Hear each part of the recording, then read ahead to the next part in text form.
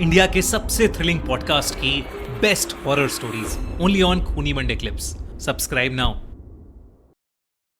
क्या सुना था आपने मुंजा के बारे में और कहां से आया ये कि मुझे मुंजा के ऊपर कुछ बनाना है? मुंजा के बारे में मैंने बहुत सुना था, लेकिन बचपन से मैं गांव हमारे जाता था जो कोंकण में है, और मैं हूँ एक्चुअली पूना का, पर अच्छा। हमारा एंसेस्ट्रल गांव कोंकण में है। और तो मैं कोंकण का ही लेजेंड है ये। कोंकण का ही लेजेंड है। तो मैं कोस्टल कोंकण का जो पूरे गांव है उसमें से हमारा एक गांव है, और मैं जब भी कभी वहां गया हूँ वहां पे मुंजा की स्टोरीज बच्चों को बहुत बताई जाती है कि वो पीपल के पेड़ पे मुंजा रहता है, और अगर आप बच्चे हो और अगर आप पीपल के पेड़ की तरफ रात को जाते हो तो मुंजा आपको छीन के लेके जाएगा। ये स्टोरी सुन के हम बड़े हुए हैं। तो ना मुंजा के बारे में जो डर था ना, और फैसिनेशन भी था उस एज में, वो बहुत ज्यादा था। तो तब से मेरे दिमाग में, जहन में वो मुंजा बैठ चुका था कि ये कुछ तो है, कभी दिखता नहीं है, वो पेड़ पे रहता है। और मराठी में एक सेइंग है, 12 पिंपळावरचा मुंजा, मीन्स 12 पीपल के पेड़ पे रहने वाला मुंजा। और 12 क्यों? बिकॉज वो रेस्टलेस आत्मा है वो एक। तो वो एक पेड़ पे रहता नहीं है, वो अलग अलग पेड़ों पे रहता है, और पर वो पेड़ पीपल के पेड़ है। तो हमेशा कोई भी पीपल का पेड़ दिखता था ना मुझे गांव में, मैं फट जाती थी यार, बोलता ये इसके नजदीक तो नहीं जाना है। जब भी बड़े होते हो आप, तभी आपको लगता है कि चलो ये तो स्टोरीज थी, जो दादी की कहानियां हम बोलते हैं। अभी भी जब भी मैं जाता हूँ गांव में ना, तब तो एक एक कम्युनिटी है जो उस पेड़ के नीचे वो कटा हुआ नारियल रखते हैं, या घर में अगर शादी है तो मुंजा को कोई प्रसाद देके कोई मंत्र बोल के जाते हैं। तो एक बिलीफ सिस्टम है जिसमें मुंजा अभी भी है। और मुझे लगता था, जब से मैंने तुम्बाड़ देखी, तुम्बाड़ देखने के बाद मैं सोच रहा था कि क्या फैसिनेटिंग इस तरीके से राही ने फोकलोर, इंडियन हॉरर और पीरियड को कंबाइन किया था, और उसकी ऑडियंस कल्ट ऑडियंस बनी थी। कंतारा देखी मैंने फिल्म, और मुझे कंतारा देखने के बाद लगा जो कल्चर हमारा है ही नहीं, यानी डायरेक्टली महाराष्ट्रियन नहीं है, जो साउथ से आता है, ऐसे कल्चर को इतने बड़े लेवल पे पैन इंडियन फिल्म लोग देख रहे हैं। तो फिर ये मुंजा जैसी स्टोरीज मेरे जहन में थी जो मुझे फिल्में बनानी थी। व्हेन आई मेट मैडॉक, तो मैडॉक ने मुझे मुंजा की स्टोरी बताई, और मैं बोला यार ये तो मैं कब से ढूंढ रहा हूँ, तो मुझे ये ऐसे कुछ करना है।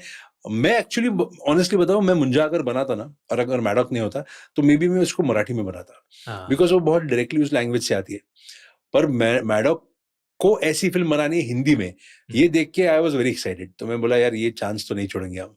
नहीं, very I think very brilliantly made. वो जो पूरा चटोकवाड़ी का सेट है, सेटअप है, ऐसा मतलब उसे देख के थोड़ा सा अंदर वाइब आ जाती है कि हाँ कुछ कुछ तो डार्क होने वाला है, कुछ तो इविल सा वहाँ है। हाँ, ये ना कोंकण में बहुत ज्यादा फॉरेस्ट एरिया है, और पेड़, ऐसे बड़े बड़े पेड़, और वहां पे बाग बोलते हैं उसको, जो आम के बगीचे हैं बहुत ज्यादा, या वहां पे डेंस फॉरेस्ट एरिया हर गांव के अराउंड अबाउट है। तो जब मैंने विजुअलाइज किया था वो, तो मैंने पहली चीज विजुअलाइज की थी कि मुंजा अगर कोई पीपल के पेड़ पे रहेगा तो वो ऐसी जगह पे हो जहां गांव के लोग जाते ही नहीं है।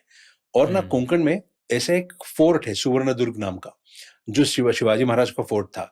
तो वो फोर्ट ऐसे एक आइलैंड पे है, और अगर आप शोर पे खड़े रहते हो जमीन पे, तो आपको आइलैंड और वो फोर्ट दिखता है, और वो फोर्ट अबैंडन्ड है, तो उसके अंदर पूरा वो जंगल बन चुका है।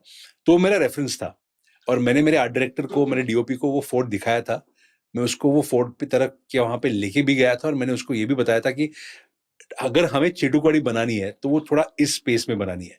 तो फिर हमने उसके फोटो निकाले, और वो पूरा का पूरा सेट मुंबई में एक स्टूडियो के अंदर बनाया था। और जैसे आपने कहा ना कि ये वैसे तो कोंकण एरिया से आता है, लेकिन मैं भी देखता हूँ कि हमारे नॉर्थ साइड में, यूपी साइड में बहुत सारी ऐसी पेड़ होते हैं जिन पे धागा बंधा हुआ होता है। हाँ, करेक्ट। और यहाँ पे भी उसको मुंजा को ब्रह्म राक्षस के नाम से लोग बुलाते हैं, और कहते हैं कि हाँ ये ऐसा होता है ब्राह्मण कल्चर में। मतलब ये सारी चीजें एग्जिस्ट करती हैं यहाँ भी। पर आप इंडिया को देखोगे तो उसका कल्चर कितना सिमिलर है ना।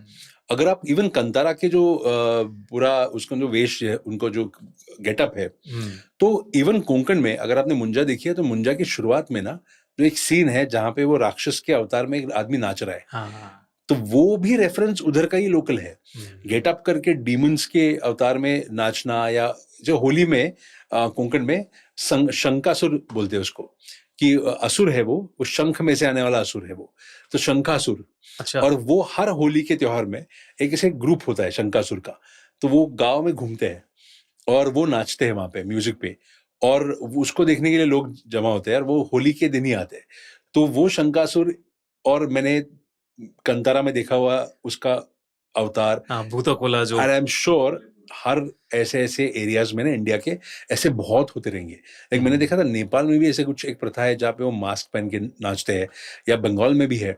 तो ऐसे इतनी सारी जगहों पे है कि what is this then, it is that common Indian culture common in culture. जो इवन इफ वो प्रांत बदल जाए पर वो हाँ। कल्चर तो सेम ही है।